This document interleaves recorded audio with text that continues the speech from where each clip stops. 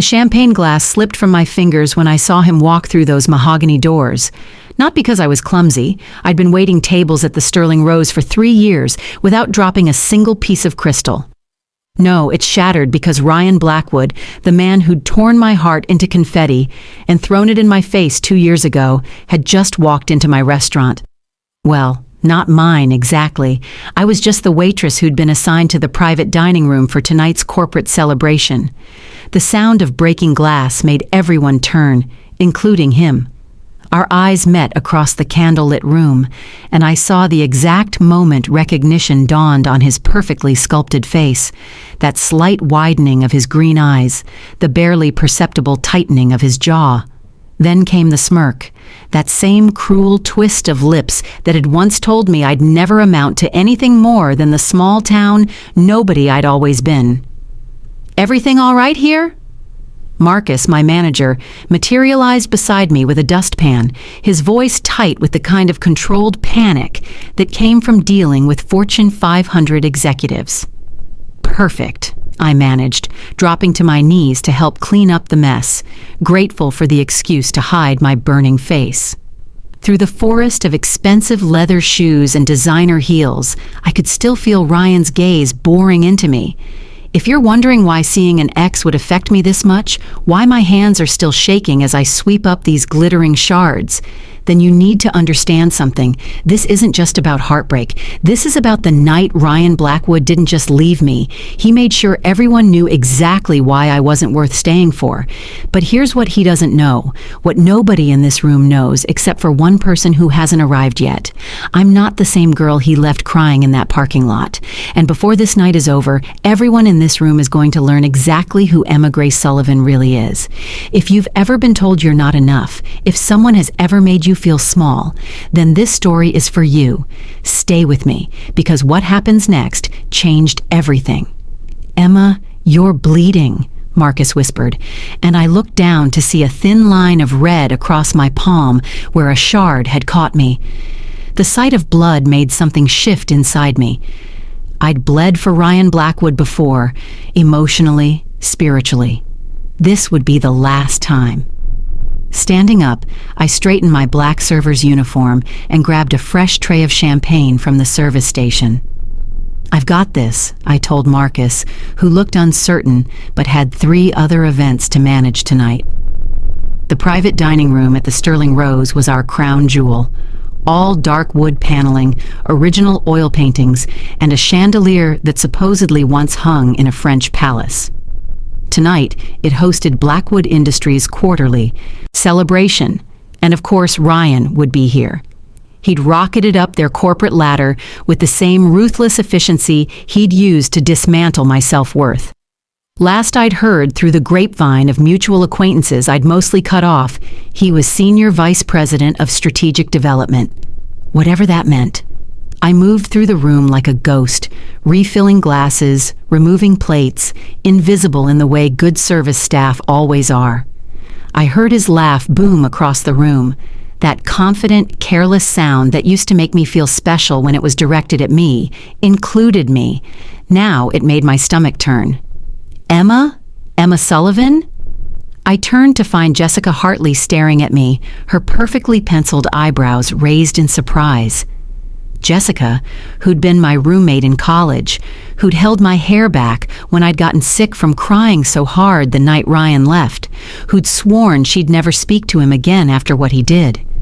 Jessica, who now wore a Blackwood Industries name tag and was touching Ryan's arm as she laughed at something he'd said. "Hi, Jess," I said quietly, professional smile fixed in place. "Oh my God, I didn't know you worked here. This is so..." She paused, clearly searching for a word that wasn't pathetic or sad. "Nice.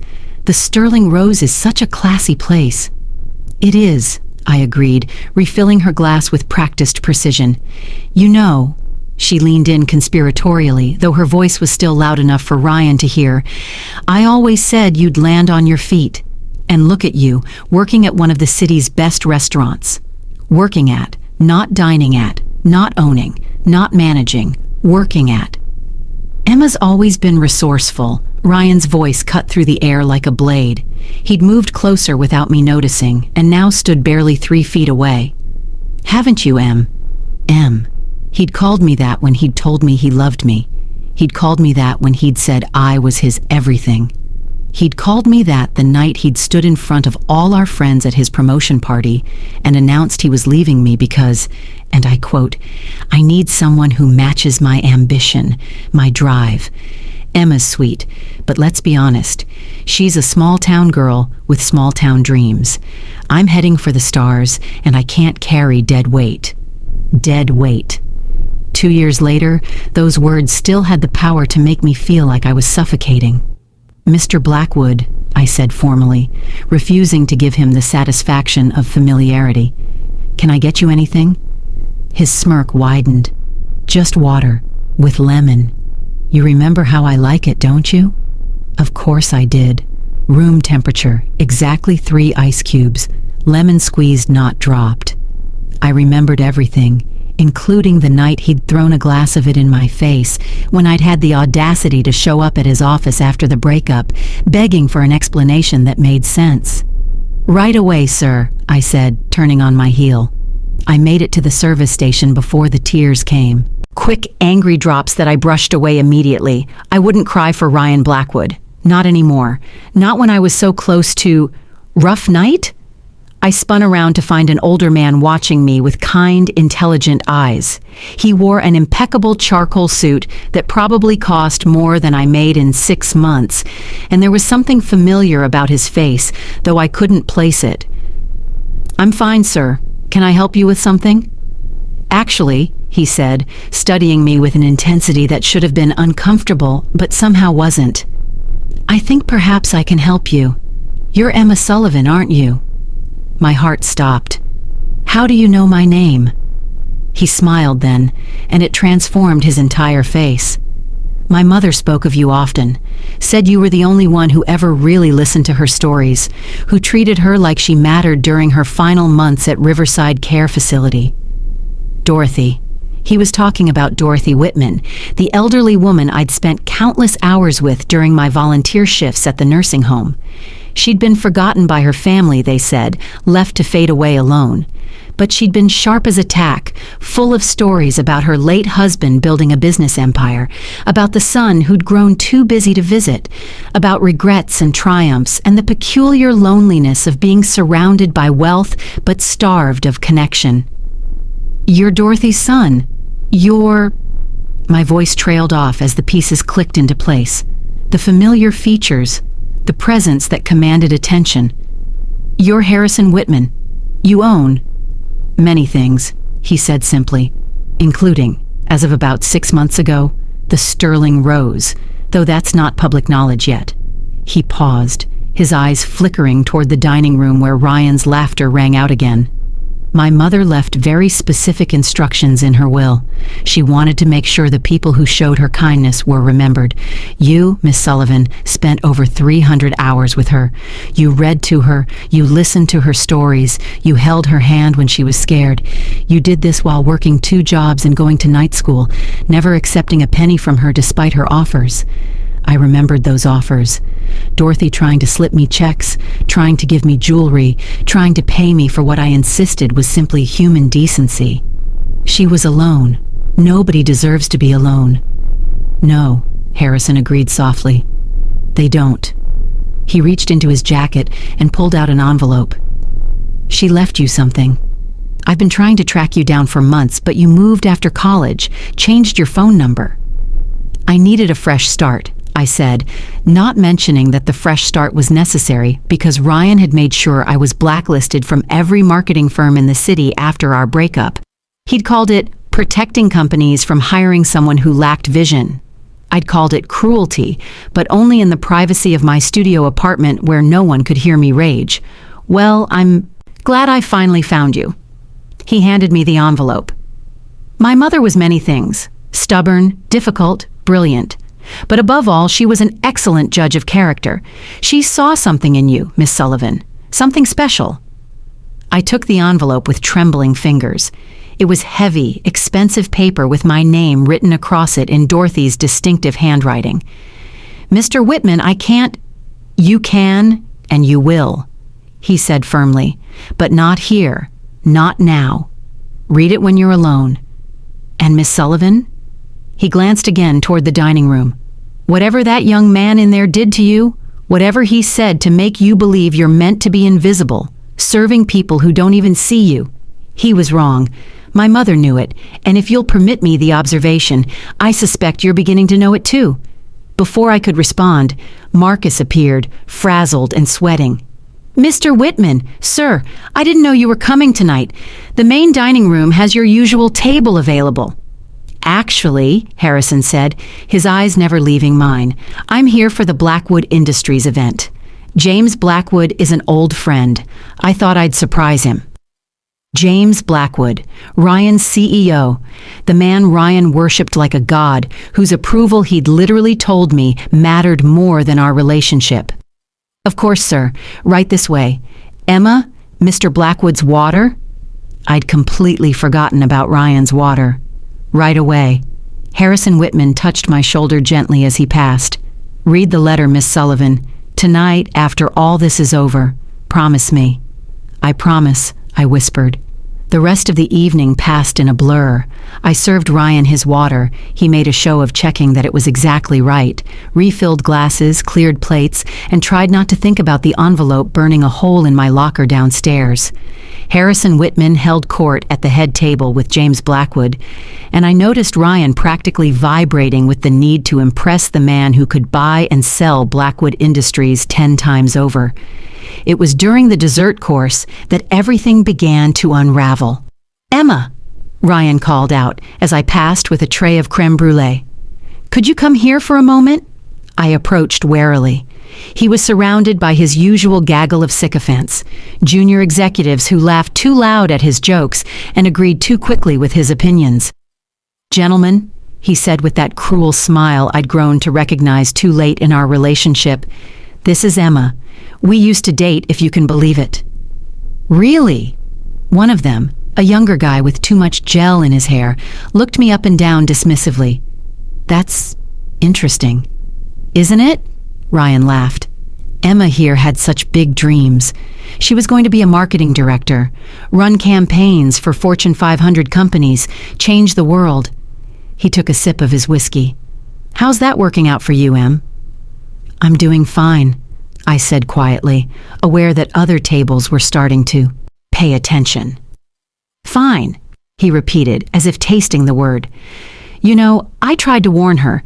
Some people are meant for greatness, and some people are meant to, well, serve those who achieve it. There's no shame in accepting your place in the world." "Ryan," Jessica said uncomfortably, "maybe we should—" No, I'm doing her a favor," Ryan insisted, his voice carrying across the room now. "Emma always had trouble with reality. She thought love was enough, that trying hard was enough. But the real world doesn't care about effort, does it? It cares about results. And look at the results." He gestured at my uniform. 3 years since I left, and she's exactly where I knew she'd end up. The room had gone quiet. Even the other servers had stopped moving, watching this train wreck unfold. I stood there, tray in hand, feeling 20 pairs of eyes on me, feeling the familiar shame creeping up my spine. This was what Ryan did. He didn't just leave, he scorched the earth behind him. "Mr. Blackwood," Harrison Whitman's voice cut through the silence like a sword through silk. "That's quite a speech." Ryan immediately straightened, his entire demeanor changing. "Mr. Whitman, I didn't realize you were listening. I was just—" "Yes, I heard what you were doing." Harrison stood slowly, and somehow that simple movement commanded the attention of everyone in the room. "Tell me, Mr. Blackwood, Ryan, is it? What makes you so certain you know where Miss Sullivan belongs?" "Well, I mean, look at her," Ryan said, though his voice had lost some of its earlier confidence. "She's a waitress." "She's a human being," Harrison corrected. "One who, from what I've observed tonight, has shown more grace under pressure than most executives I know. But let me ask you something else, Ryan. Do you know who Dorothy Whitman was?" Ryan's face paled slightly. Everyone in business knew who Dorothy Whitman was, the silent force behind Whitman Enterprises, the woman who'd helped build an empire from nothing. "She was my mother," Harrison continued. "And in her final months, when she was alone and forgotten in a nursing home, yes, forgotten by me too, to my eternal shame, Miss Sullivan here spent hundreds of hours with her. Not for money, not for connections, not for any gain whatsoever, simply because she believed no one should die alone. The room was so quiet I could hear my own heartbeat. My mother was many things, but above all, she was an excellent judge of character, and she left very specific instructions about Miss Sullivan." He turned to me. "Emma, I apologize for doing this publicly, but Mr. Blackwood here seems to think public humiliation is acceptable, so perhaps public vindication is appropriate as well. Would you please read the letter now?" My hands were shaking so badly I could barely open the envelope. Inside was a single sheet of paper in Dorothy's handwriting, and below it, another document that looked official, legal. "Out loud, please," Harrison said gently. I cleared my throat and began to read.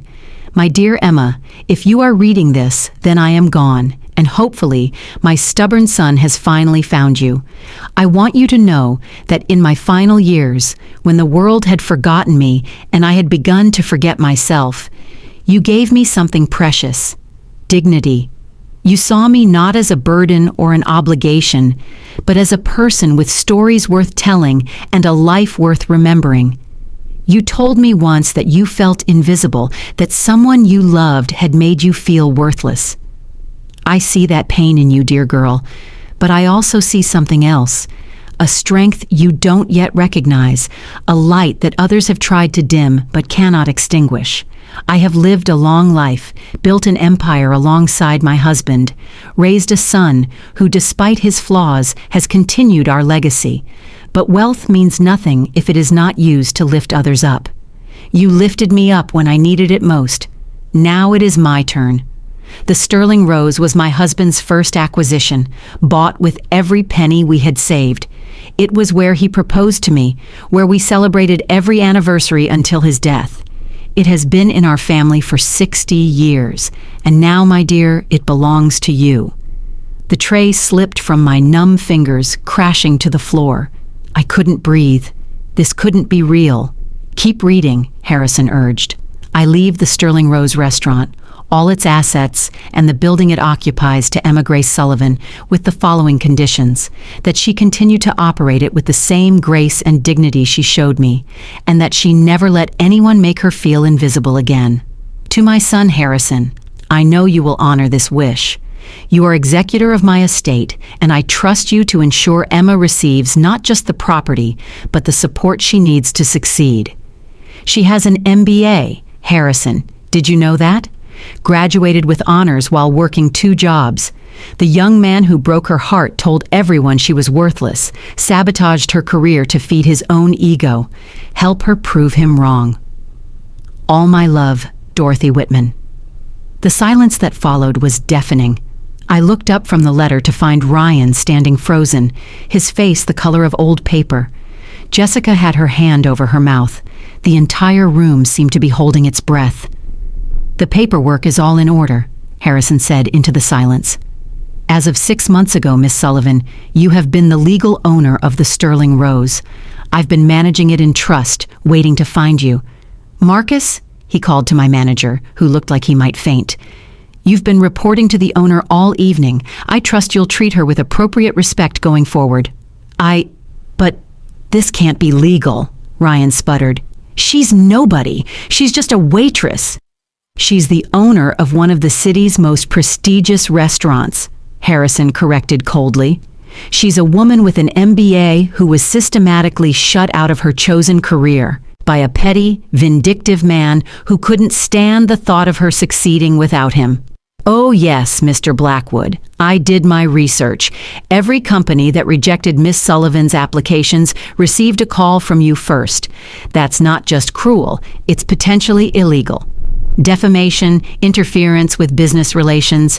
I'm sure my lawyers would love to discuss it with you." Ryan's mouth opened and closed like a fish gasping for air. Mr. Whitman, I can explain. I'm not the one you need to explain to, Harrison said, turning to James Blackwood, who had been watching the entire scene with an increasingly dark expression. James, were you aware that your senior vice president has been using company resources and his position to conduct personal vendettas? James Blackwood stood slowly, and I saw Ryan actually take a step back. No, he said quietly. I was not. Ryan, my office. First thing Monday morning. Sir, Not another word. James turned to me, and his expression softened. Miss Sullivan, on behalf of Blackwood Industries, I apologize for the behavior of our employee. Rest assured, this will be addressed. He paused. The Sterling Rose is a beautiful establishment. My wife and I had our first date here 30 years ago. I'm glad to know it's in capable hands. The room began to buzz with conversation as the shock wore off. People were pulling out their phones, no doubt spreading the story through their networks. Ryan stood in the middle of it all, looking lost, his carefully constructed world crumbling around him. But I couldn't focus on any of it. All I could see was Dorothy's letter, her words blurring through my tears. She'd seen me. When I'd felt most invisible, most worthless, she'd seen me. Emma, Harrison said softly, there's more. The restaurant comes with an apartment upstairs, the owner's suite. It's been empty for years, but it's yours now.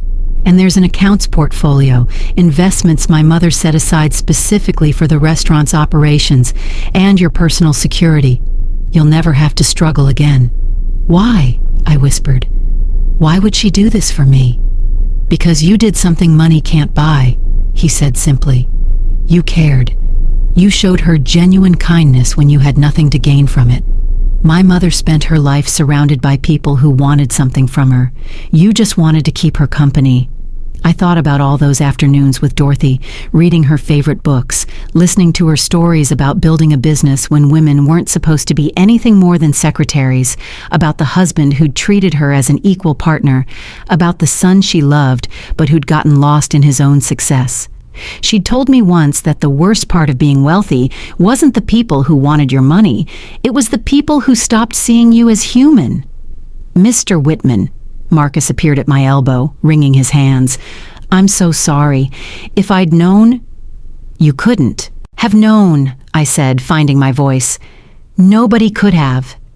I looked around the room at the faces of people who'd ignored me all evening, who were now staring at me with a mixture of awe and calculation. Marcus, please have someone clean up the broken glass, and please ensure all our guests this evening receive our finest champagne for a toast. A toast? Marcus asked. Yes. I picked up a fresh glass, my hands finally steady. To Dorothy Whitman, who understood that true worth isn't measured in titles or bank accounts, but in how we treat each other when no one's watching. Harrison raised his glass. To my mother. The room echoed the toast, everyone except Ryan, who stood frozen in place, his world reshaping itself around him. Jessica had moved away from him, her expression a mixture of disgust and disappointment. The colleagues who'd been laughing at his jokes were now giving him a wide berth. Emma, he said, his voice cracking. Emma, please, we need to talk. No, I said simply, we don't. You said everything you needed to say 2 years ago. I was dead weight, remember? Someone holding you back from the stars. I looked him straight in the eye. How does it feel, Ryan, to realize you were wrong? That while you were climbing your corporate ladder, stepping on anyone you perceived as weak, I was showing kindness to a lonely old woman who turned out to have more power in her little finger than you'll ever achieve. This isn't fair, he said desperately. I was young, I was stupid. You were cruel, I corrected. Deliberately, calculatedly cruel. You didn't just leave me, Ryan. You tried to destroy me. You called every company I applied to, told them lies about my work ethic, my capabilities. You wanted me to fail, needed me to fail, because my success would mean you were wrong about me. I loved you. No. My voice was stronger now. You loved the way I made you feel important. You loved having someone to feel superior to. The moment I started to grow, to develop my own dreams, you couldn't handle it. The room was watching us like we were a play, but I didn't care. This moment had been 2 years coming. Do you know what Dorothy told me once? I continued. She said the measure of a person isn't how they treat their equals, but how they treat those they perceive as beneath them. You've shown everyone here tonight exactly who you are, Ryan, and who you are is small. He flinched as if I'd slapped him. Around us, people were starting to move again, the spell breaking. Several guests approached me to offer congratulations, to suddenly remember how they'd always loved the Sterling Rose, to mention their interest in hosting events here. I accepted their cards politely, but my mind was elsewhere. Miss Sullivan? James Blackwood approached with his wife, an elegant woman in her 60s. Margaret, this is the young woman I was telling you about. The owner of our favorite restaurant, Margaret Blackwood, said warmly, taking my hands. My dear, I'm so pleased to meet you. James and I were just saying we'd love to host our anniversary party here next month. 31 years. Would that be possible? Of course, I said, still feeling surreal. I'll have our events coordinator contact you. Wonderful. She glanced at Ryan, who was being escorted out by security at Harrison's discreet signal. Good riddance to bad rubbish, I say. James has been looking for an excuse to fire that arrogant little weasel for months. Toxic personality, no matter how good his numbers were. As the evening wound down, the story spreading through the city's social networks like wildfire, I found myself standing in the kitchen with Harrison Whitman. The staff was eyeing me nervously, unsure how to treat the waitress who'd just become their boss. This is overwhelming, I admitted. My mother believed in trial by fire, Harrison said with a wry smile. But you won't be alone. I'll help you transition, introduce you to the right people, ensure you have the support you need. The Sterling Rose is successful, but with fresh vision, it could be extraordinary. I have ideas, I said, surprising myself. Things I've noticed working here, ways we could improve service, expand our reach, create new experiences for guests. I'd expect nothing less from someone with an MBA and 3 years of ground floor experience, he said. You know this place from the bottom up. That's invaluable. We walked through the restaurant after closing, and Harrison showed me things I'd never known, despite working here for 3 years. The original menus from 1963, framed in his mother's office, now my office. The photo of Dorothy and her husband on opening night, both of them glowing with pride and possibility.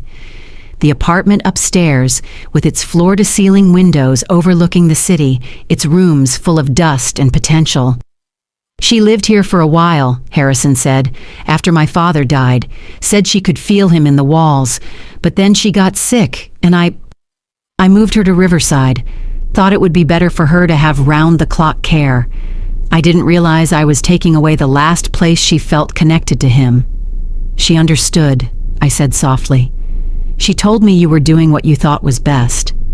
You gave her more comfort in her final months than I gave her in years, he said. I'll always be grateful for that. We stood in what would be my new living room, looking out at the city lights. Somewhere out there, Ryan was probably drinking himself into a stupor, his career in ruins. I waited to feel satisfaction, but all I felt was free. Can I ask you something? I said. Why didn't you tell me immediately when you walked in tonight? Why let Ryan humiliate me first? Harrison was quiet for a moment. My mother always said that the best revenge isn't planned, it's earned. If I'd told you privately, pulled you aside, Ryan would never have learned the lesson he needed to learn. The people in that room would have continued to treat service workers as invisible. Sometimes, Miss Sullivan, the universe provides opportunities for perfect justice. Tonight was one of those times. He was right. If I'd learned about my inheritance privately, Ryan would have gone on believing he'd won, that he'd successfully put me in my place. Instead, his cruelty had been exposed in front of the very people whose opinions he valued most. There's one more thing, Harrison said, pulling out another envelope. My mother wrote you a second letter. to be opened after you'd accepted the first gift. I opened it with steadier hands this time. Dear Emma, if you're reading this, then you've accepted the sterling rose, and hopefully that awful young man who broke your heart has learned what he lost. I investigated him, you know. Had my lawyers look into what he did to you. Such a small, petty person, threatened by your light. But this letter isn't about him. It's about you and what comes next. You're probably feeling overwhelmed, perhaps unworthy of this gift. You might be thinking you don't deserve it, that you didn't earn it. Let me tell you something I learned building an empire alongside my husband. Deserving and earning are concepts created by people who already have everything, designed to keep others from reaching for more. You earn this through kindness. You deserve this because you're capable of it. Don't let anyone, including yourself, tell you otherwise. The sterling rose was where my husband proposed to me. It was where we celebrated every success, mourned every loss, planned every dream. It has been the heartbeat of our family for 60 years. But families aren't just about blood, Emma. They're about choice. And I choose you. Make it yours. Change what needs changing. Keep what deserves keeping. Build something beautiful. Fall in love again. With yourself, with life, with someone who sees your worth. Fill those rooms upstairs with laughter. Make mistakes. Take risks. Live, Emma. Live so fully that no one can ever make you feel invisible again. And when you're old, when you're sitting where I am now, looking back on a life lived, remember to look for the invisible ones. The ones serving your table, cleaning your room, caring for you when the world has moved on. See them, Emma. See them the way you saw me. All my love, Dorothy P.S. There's a safe in the office behind the painting of the roses. The combination is 11/03/1962, my wedding day.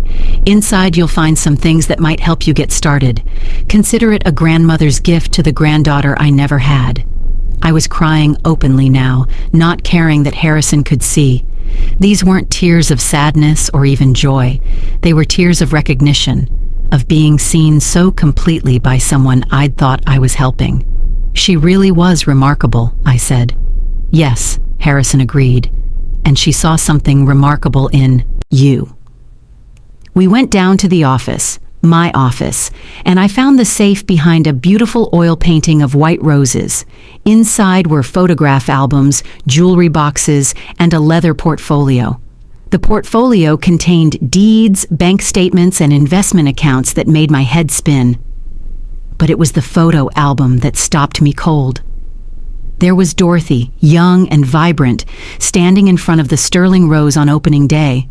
But there were also pictures of me that I didn't know existed, candid shots from the nursing home, me reading to her, both of us laughing at something, me holding her hand during what must have been a difficult day. Someone had been taking these pictures, documenting our time together. She had one of the nurses take them, Harrison explained, said she wanted to remember the girl who made her feel like she mattered. I ran my fingers over the photos, seeing myself through Dorothy's eyes. I didn't look invisible or worthless. I looked kind, present, engaged. I looked like someone worth investing in. I don't know if I can do this, I admitted. Run a restaurant, manage staff, be the person she thought I was. You've already been doing it, Harrison pointed out. You've been watching, learning, understanding this place from every angle for 3 years. You know what works and what doesn't. You know the staff, the regulars, the rhythms of service. The only difference now is that you have the power to implement your ideas. He was right. I thought about all the times I'd watched waste in the kitchen and wanted to suggest better systems. All the times I'd seen opportunities for special events that management had ignored. All the times I'd connected with customers in ways that could have been leveraged into lasting relationships. I want to keep the entire staff, I said suddenly. No one loses their job because I'm taking over. That's your decision to make.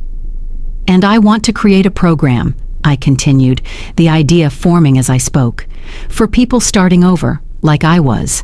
Service industry workers who are going to school, trying to better themselves, flexible schedules, tuition assistance, mentorship. Dorothy would have loved that, Harrison said softly. We talked until dawn, planning the transition, discussing possibilities. Harrison would stay on as an advisor for 6 months, helping me navigate the business side while I found my footing. He'd introduce me to suppliers, critics, the city's social elite who could make or break a restaurant's reputation.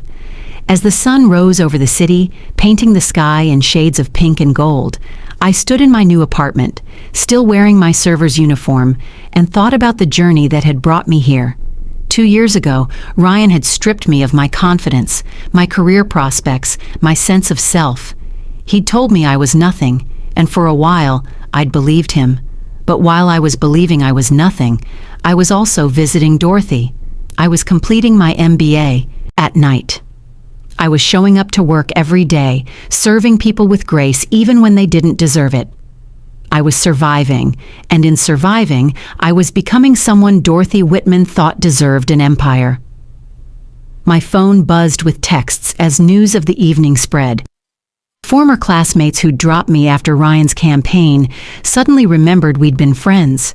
Companies that had rejected my applications were suddenly interested in partnering with the Sterling Rose. And Ryan had sent 17 messages, ranging from anger to bargaining to desperate pleas for forgiveness. I deleted them all without reading past the previews. He didn't deserve any more of my time or emotional energy. Instead, I called the one person who'd stuck by me through everything, my sister Sarah, who lived across the country and had been begging me to leave the city, to start fresh somewhere Ryan's poison couldn't reach. "Sarah," I said when she answered, her voice groggy with sleep, "you're never going to believe what just happened." I told her everything, and her screams of joy probably woke her entire apartment building. "I knew it," she kept saying. "I knew something amazing would happen for you. You deserve this, Em. You deserve all of it." Deserve. There was that word again. But maybe Dorothy was right. Maybe deserving wasn't about earning through suffering or proving through achievement. Maybe deserving was simply about being human, about showing kindness, about continuing to believe in goodness, even when the world tried to convince you otherwise. The next few weeks were a whirlwind. Harrison introduced me to everyone who mattered, and I was surprised to find that my story, the real story, not Ryan's version, had preceded me. I was the waitress who'd inherited an empire through kindness. I was the woman who'd faced down corporate cruelty with grace. I was the embodiment of poetic justice, and the city's elite loved a good story. We held a reopening gala a month later, officially announcing the change in ownership. I stood in a designer dress that Sarah had insisted I buy, watching the room fill with people who would never have acknowledged me a month ago. But more importantly, I'd invited the staff from Riverside Care Facility, the nurses and orderlies who'd known Dorothy in her final days. They were the guests of honor, seated at the best tables, served by waiters who understood that tonight, visibility meant everything. Marcus, who I'd kept on as general manager, had become one of my strongest supporters. "You know," he said, standing beside me as we watched the room, "I always thought there was something different about you.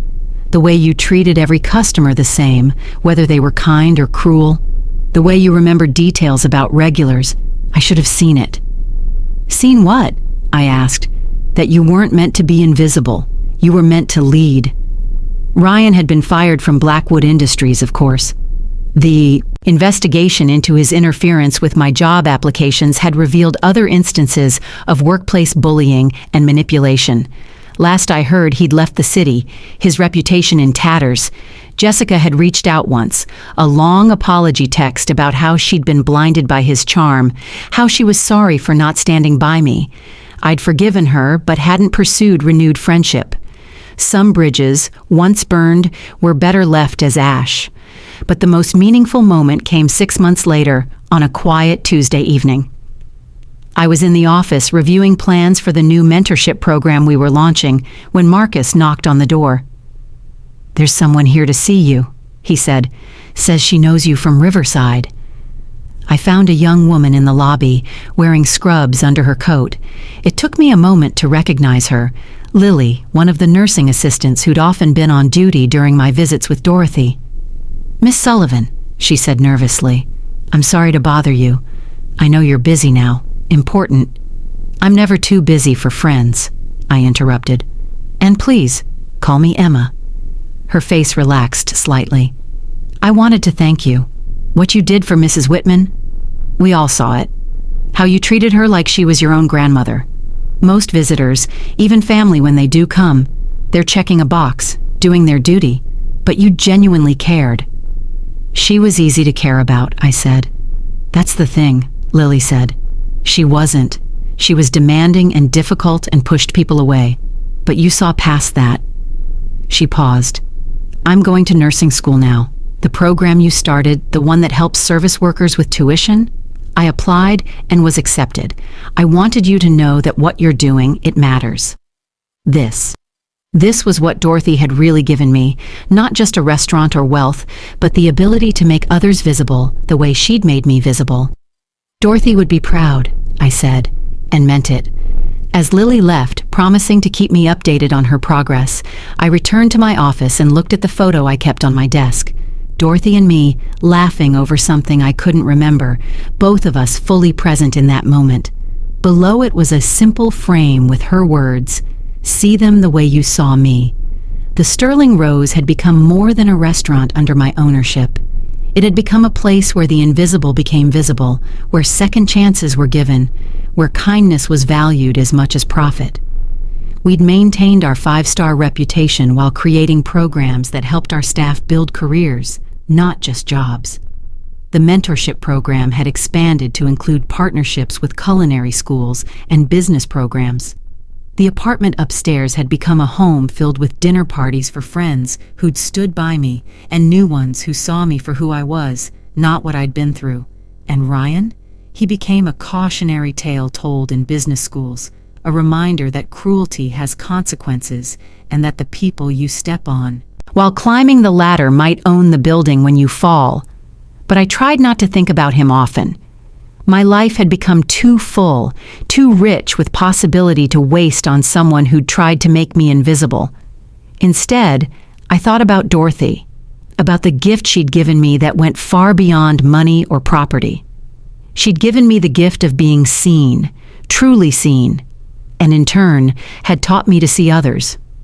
Every evening, as the Sterling Rose filled with guests, as I walked through the dining room greeting customers and checking on staff, I looked for them, the invisible ones, the tired server who needed an encouraging word, the busboy saving for college, the customer dining alone who needed someone to acknowledge their presence. I saw them all, the way Dorothy had seen me. One evening, about a year after that fateful night, I was making my rounds when I noticed a young woman sitting alone at a corner table.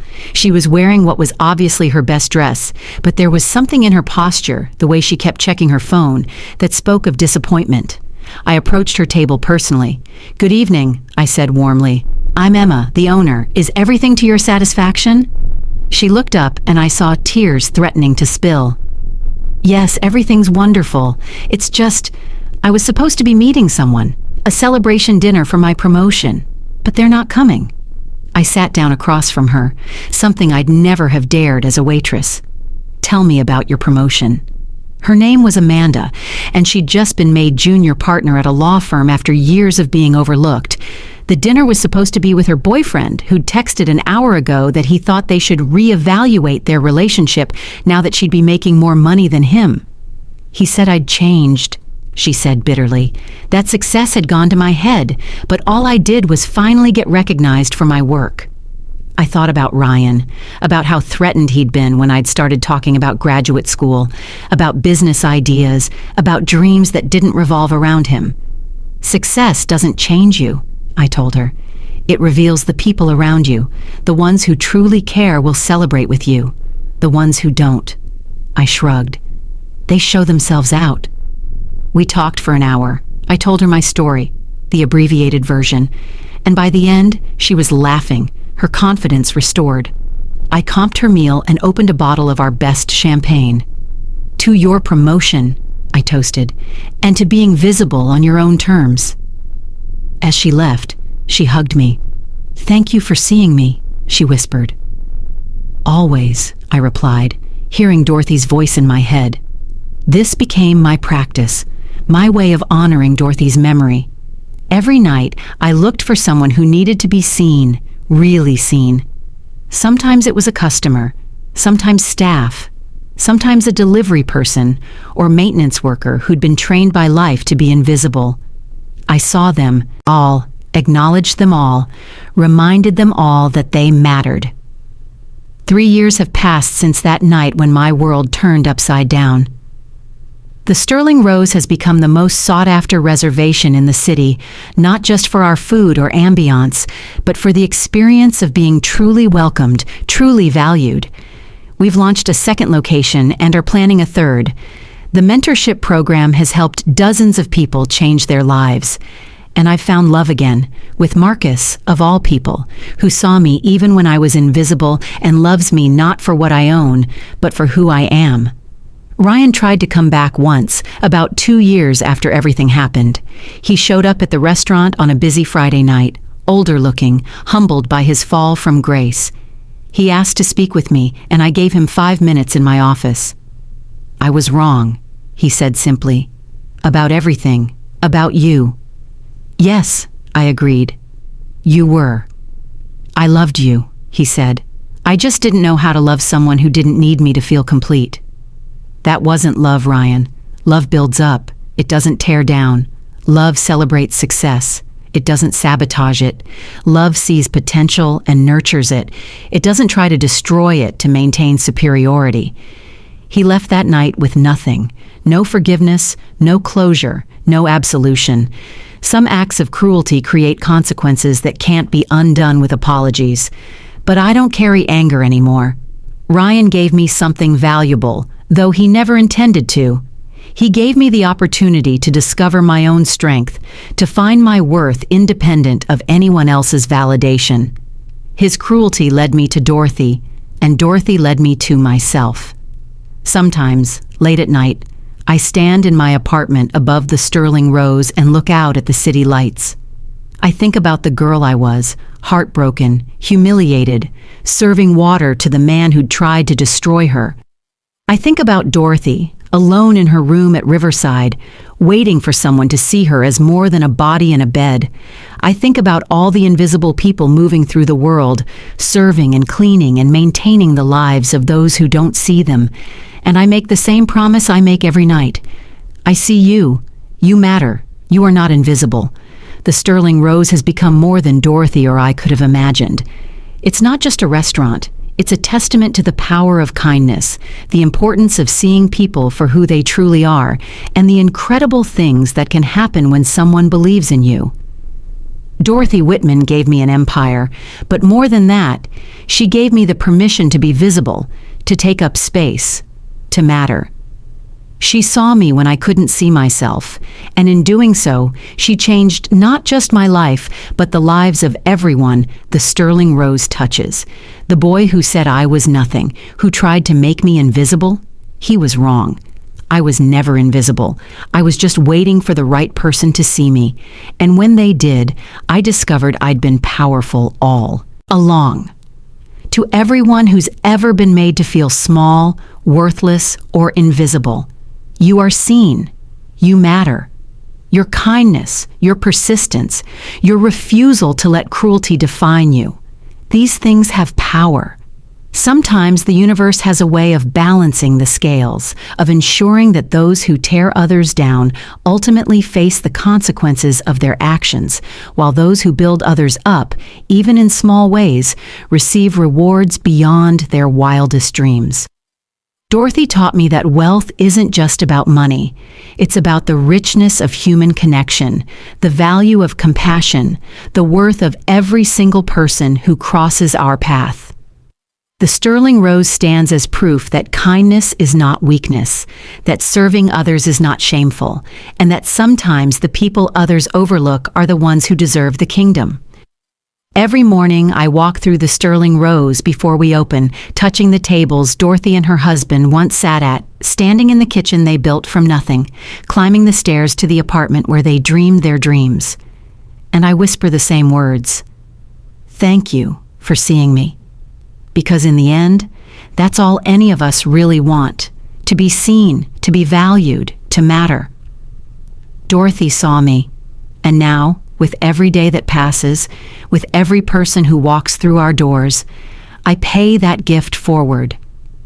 The man who tried to make me invisible accidentally set me on the path to becoming unforgettable.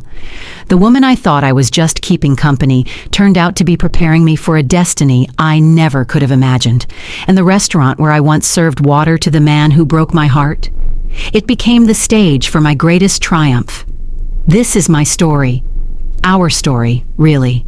Dorothy's and mine, a story about the power of kindness, the importance of seeing others, and the beautiful justice that sometimes comes to those who wait, who persist, who refuse to let cruelty win.